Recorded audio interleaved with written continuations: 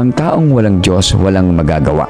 Noong nilikha ng Diyos ang isda, inutusan niya ang dagat. Noong nilikha ng Diyos ang kahoy, inutusan niya ang lupa. Pero nung nilikha ng Diyos ang tao, ginawa niya ito sa sarili niya. Kaya ang sabi niya, likhain natin ang tao ayon sa ating wangis. Kung ilalayo mo ang isda sa dagat, siya'y mamamatay.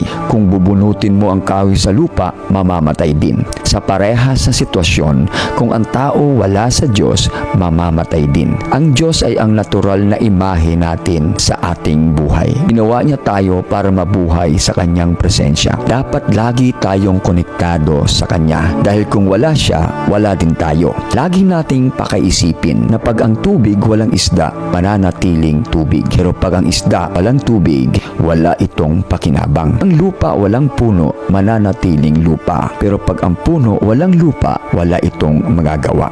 Ang Diyos na walang tao, Diyos pa din siya. Pero pag ang tao walang Diyos, ang tao ay walang magagawa.